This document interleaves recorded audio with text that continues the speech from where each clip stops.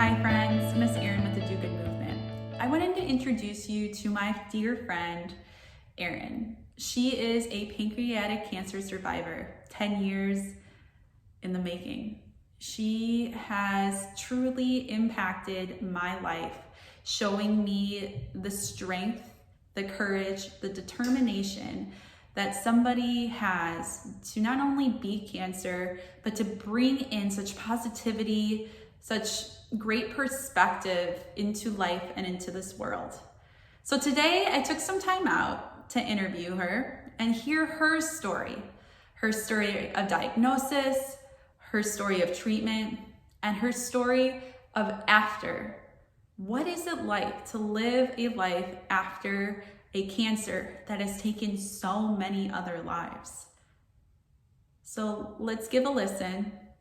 Let's send out some good positive vibes to my friend Erin and thank her for joining us today in this Feel Good Friday.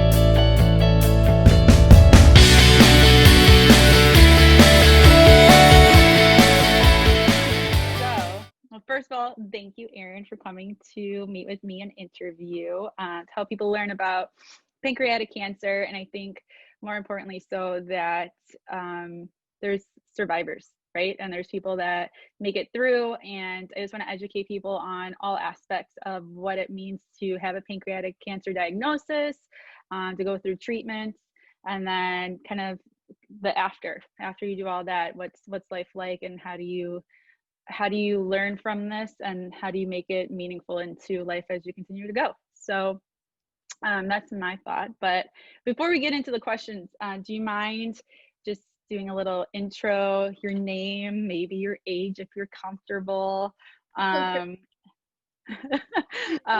where you're from, and your old profession, and then what you're doing now? Okay. Well, my name is Erin Aguirre, and I currently live in Palos Heights, Illinois, but at the time of treatment, I was living in North Richland Hills, Texas. I am currently 42, and I, at the time of diagnosis, was an elementary school teacher, and currently I am a group fitness instructor and personal trainer. Awesome. All right. And if you don't mind, do you mind sharing, I guess, leading into your diagnosis, what that looked like, how you're feeling before you went in, and maybe what was going on in your life, kind of getting into the beginning of all this? Yeah, sure. So I was 32 at the age of diagnosis, and what led up to it, the reason I went to see the doctor in the first place, I went and saw my general practitioner because I just got super, super itchy. My sister-in-law and nieces and stepdaughter came to visit for the 4th of July weekend, and we ended up going to a water park. And that day when I got home, the palms of my hands were very itchy, and I just could not scratch them enough to get rid of the itch. So eventually it just spread all over to the point where I couldn't stand having anything touch me. It felt like the itch was like in the meat of my body rather than the skin, if that makes any sense. And I had already been seeing my general practitioner, and she was treating me for allergies. Okay. But I said, this allergy medicine isn't working. I'm still very itchy. So she said, well, let's take some blood. So we did. She continued for another month, treating me for allergies. I continued saying it's not working. And she then said, well, your liver enzymes were a little elevated in your blood work. So let's send you to a gastroenterologist. And so I went and saw a man called Dr. Blue Chandra, who was so kind and empathetic. And by that point, I had turned yellow and I was bruising everywhere. And the night before I saw him, actually, is when my skin switched over from being peach or pink to just a bright yellow, and my eyes turned bright yellow. And the first thing he said when he saw me was like, "You poor thing, you've got to be in so much discomfort." And then he turned and yelled at my husband, Miguel, said, why did you let her get like this? And Miguel was like, "I didn't know." So I loved him right away, of course. Because of my age, the first diagnosis was I had a gallstone. So he wanted to give me some relief before the weekend. It was Labor Day weekend coming up. So I went in the following morning at 6 a.m. for the surgery, just the quick procedure to put to get rid of the gallstone. When he went in to, actually, I think from the scans before that procedure, he saw that it wasn't a gallstone, that it was actually a tumor on my bile duct. So when they were rolling me into the ICU to recover from the anesthesia, and I didn't know this yet, that is when I was diagnosed, because the nurse was trying to wake me up from the anesthesia. I was like, "Erin, it's time to wake up now." And I was like, I remember thinking, no, this is nice. I'm going to sleep for a little bit longer. But then when she told, as she was bringing me into the ICU and she checked me in with the time, in my head, I remember thinking, wait a minute, that's like half hour longer than it should have been.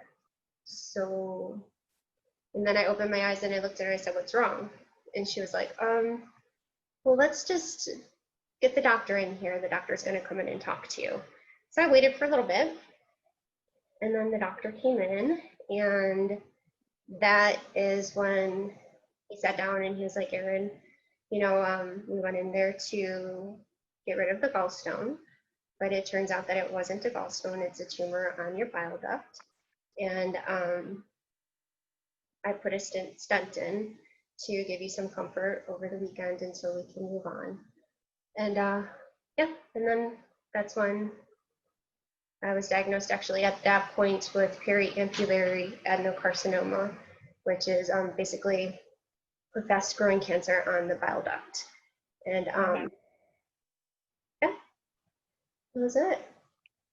And then what were kind of the next steps after that? So did you meet with any other doctors? Did you get other opinions, or you kind of stuck with who you had? Well, so when he told me, he said, it's cancer. It's a very serious kind of cancer, and I'm afraid for you. And so my first reaction to him was, okay, well, what's the first step? And I think it's very significant that he was a good enough doctor to recognize his abilities and limitations, and he was brave enough to say, "Listen, this is something that I cannot handle. I will pass you on to the best surgeon I know," and his name is Dr. Jay Raja.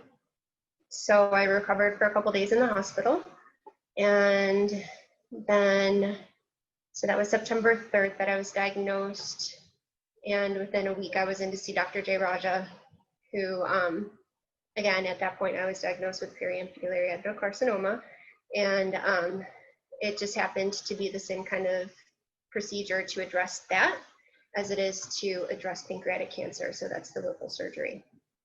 So at that time, we were able to schedule a Whipple surgery for September 17th, and I went in, had it done, and I don't know if they knew beforehand, because it's all just kind of a blur, or if it was while they were in there removing the bile duct cancer, but then at that point, there were 2 more tumors on my pancreas.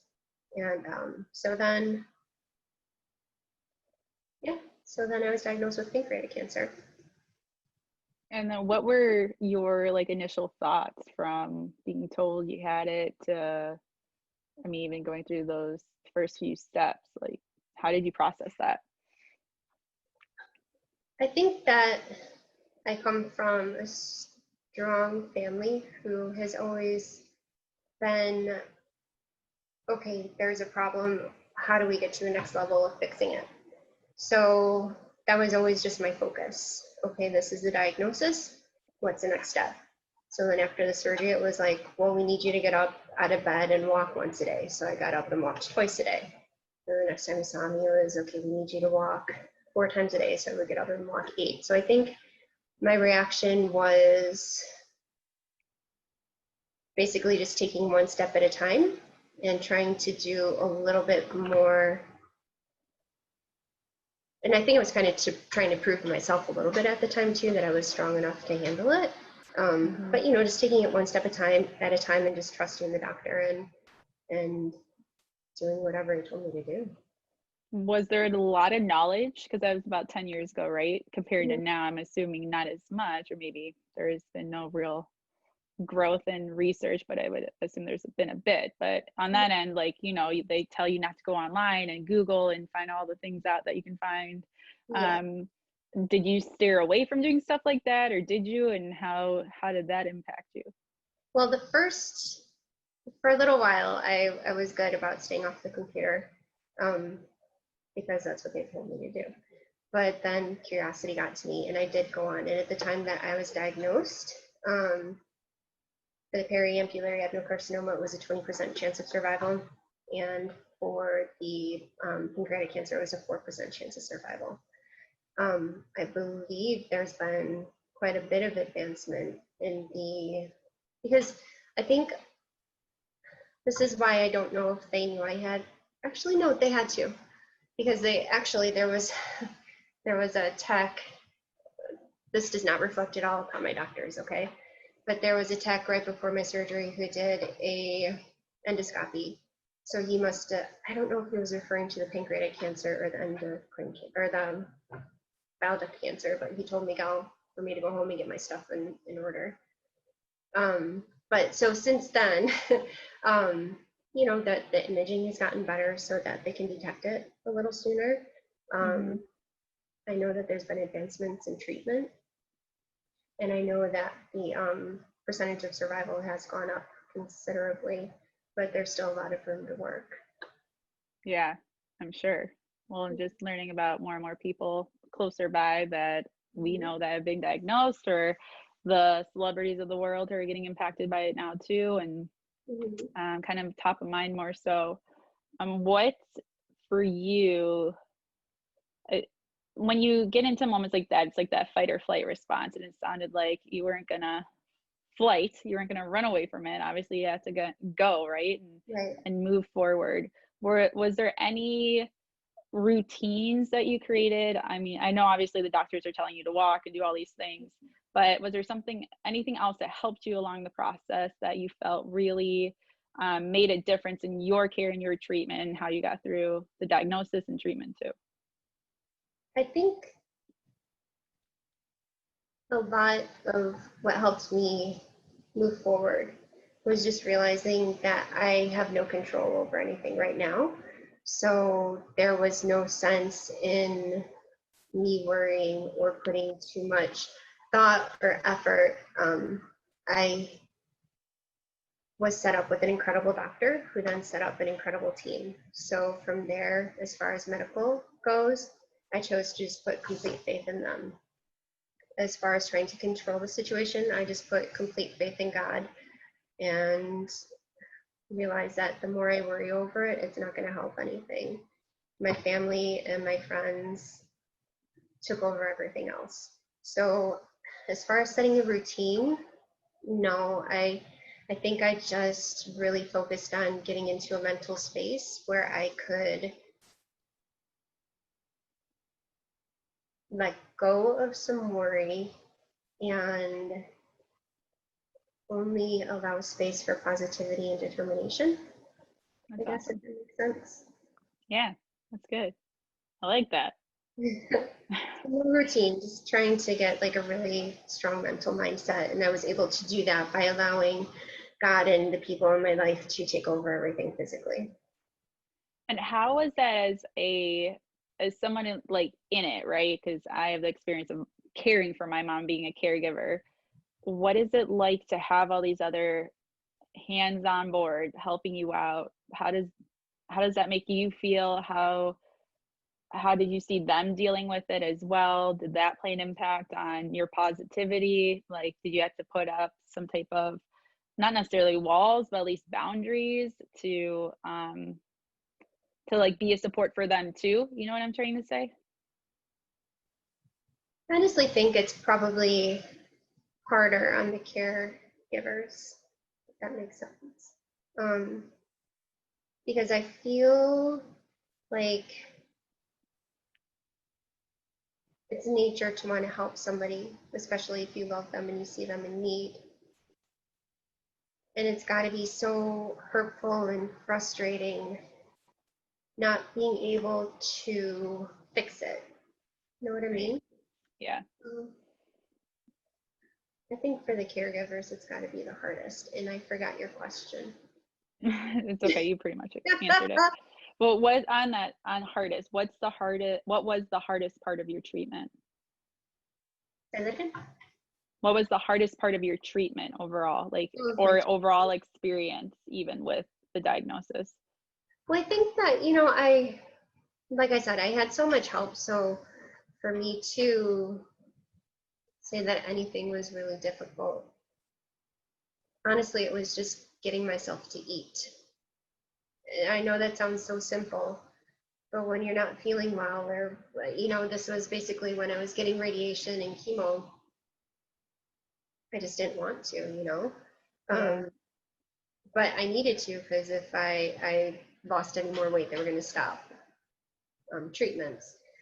So, like, anytime that, because I'll put my experience out there every once in a while, because I always, as soon as word out gets out there, there's somebody that's like, oh, my uncle or my friend's mom, or Yeah. and my advice to them is always like, you have to eat, you have to drink your water, no matter how hard it is. And and it doesn't even have to be anything healthy. I lived on cheese quesadillas and chocolate pudding and lobster for about Nice. Ooh, lobster. Hey. so it just, yeah, that was the toughest part. And then so what's your like anniversary? Do you celebrate cancer free? What in your mind is like your big, I mean, I would say from the point of being cancer free, do you have like an actual date where they've declared that for you? So my Whipple surgery was on September 17th, and that was the point that my surgeon likes to celebrate, of course. So I have two celebrations. I have the date that they removed it via the Whipple surgery, September 17th, and then the date that they actually declared me as cancer-free and done with treatment was April 5th, 2011. And then what has been the most challenging after that? Like, are there, whether it's celebrating anniversaries or coming up on anniversaries, is that like a trigger for you? Do you get nervous? Are there certain things you have to be really mindful moving forward? I think people forget the impact that this still has after the fact, that even though there's an anniversary of like cancer free, there's still life after, and everything you've done to get cancer free plays an impact down the road too. So how has that been? So the most challenging part of surviving it, and please don't think, I am 100% grateful and appreciative of every moment of every day. The most challenging part, though, is like anytime I have a test coming up, it's hard to breathe, just because that fear is always going to be there. And if it happens again, it happens again, and we go through it again. But I think that there's a little beauty in the ignorance the first time something like that happens. And it would be a bit of a challenge going into it knowing what I'm up against. But that would just mean I approach it differently. Right. But yes, that's what I worry about, is every time. So I still go once a year for blood work and scans, and I'm always just a little afraid that there's going to be a dark spot or something in there. Is there a like, for multiple sclerosis, you get to a certain point so many years down the road after your diagnosis, and it's not like you're never going to have a relapse, but it kind of plateaus? Like, is there a point like that with survivorship, that it wouldn't come back, a likelihood or anything like that? So they typically say 5 years. Awesome. But again, there's no. They only know so much. Yeah. Yeah. Yeah, so typically 5 years. When you make it to 5 years, like when I made it to 5 years, my doctors, my um, gosh, Your oncologist? thank you, my oncologist. I couldn't think of the word for the life of me. Thank You're good. you. My oncologist and the surgeon, both of them, like cried when they Oh, were that's able to awesome. tell me because it's just they just don't get to. That's actually something one of the girls after when I went in to get my staples out from because they weren't doing the laparoscopic lip hole surgery yet. So when I went in to get the staples out from that, we called them the ducklings, the doctors in training that follow the surgeon. And she's taking them out, and the surgeon had just said, "Listen, we found the two more tumors. There's pancreatic cancer. So that means that we're just going to be safe and we're going to follow it up with chemo and radiation." And that's like when it hit me that it was serious. Like, I mean, of course it's serious, but to say that you're going to get chemo, that was big to me. So I had tears in my eyes, but I wasn't crying. I just had some tears. And she's like, "Don't be upset." She's like, "He doesn't get to tell very many people that they're going to have chemo." He's like, this is like a huge step. Like, this is something to celebrate. And I was like, geez, okay. That's awesome. Yeah. So yeah, it was a huge, like 5 years was like major. And then this year, 10 years was like, Double it up, man. yeah, I was going to go back and visit him, but right now, not Well, right now. We'll wait till everything calms down. what is the best thing that has happened to you because of your diagnosis? There has been a complete shift in what I see as important. So for me, the most valuable thing in the world is time. And I know that it's finite. So I have to be very careful in how I spend it and with whom I spend it. So I feel like having been sick has almost given me the power, has almost given me like a superpower to take control of what I want to do and realize the power in saying no thank you, to maybe accepting an invite to an activity that I don't really feel is what I want to spend my time on, or a career that is maybe taking up too much of my time away from my family, stuff like that. So yeah, I really learned the value in time. I love that. That's awesome. And last but not least, what is your favorite, if you have one, like saying, quote, or mantra that you might live by? Or is encouraging? So for the last few years, we did Purple Stride, which is PanCan's walk for pancreatic cancer. And my team was called One Step because it just seemed like everything was being fed to me one step at a time, like all of the information. And it was allowing me to process. So anytime that I am faced with a challenge now, I think of a saying, and I can't remember who it's by, but it basically says the journey of 1,000 miles begins with a single step.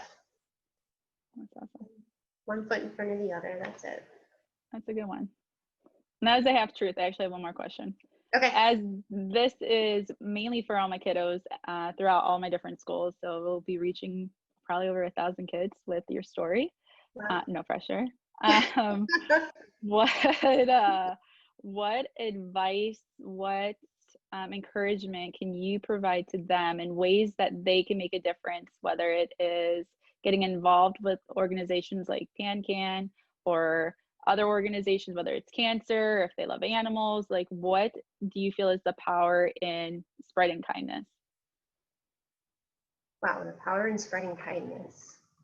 At a young age too. I think that's the other thing. Like it's different to do as adults because we might have more resources, but I think we underestimate the ability of the youth of the world. Oh yeah, for sure. Well, I think, I mean, kids, you have so much power as an individual, all of us do. And we think really big, but sometimes it's not a matter of going too big. Sometimes it's a matter of just being kind within your circle. So in your school, are you being kind to the people around you? Are you being kind to your family? I think our influence starts from there. So Good one. be nice to the ones around you because you don't know what they're going through. And then from there, as you learn what you're passionate about, your passion is, then you can spread that kindness in a larger way by, just getting word out there about a program that you might be passionate about. Like for when I was a teacher, my kids decided that they were, oh gosh, this is so cool. So this kind of goes along with your do good movement. So Awesome. with your karma projects that you do. So the kids decided that they were passionate this particular year about children who were diagnosed with cancer. And so they worked so hard and made bracelets and sold them and held events and raised all of this money and then donated it to a childhood cancer program called Light the Night. Oh yeah, that's leukemia and lymphoma. Yeah. Yeah, but this one was, I think it was a particular one in Texas. I'll have to look back at the records. I think it was I remember they had a night run that benefited childhood cancer. And it was just so cool to see that spark in them. So work on just being kind to those around you and making a difference in the lives of those around you and making their day just a little bit brighter each interaction you have with them. But then take that happiness, that passion, that glow that will ignite inside of you and put that energy towards something that you really care about. I love that. Start small, one step, as some may say. There you go. I like it. Well, thanks again, my friends. And yeah, I'm gonna stop recording. Okay, thank you. Unless there's anything else you want to share, because I can edit it. No, that's it.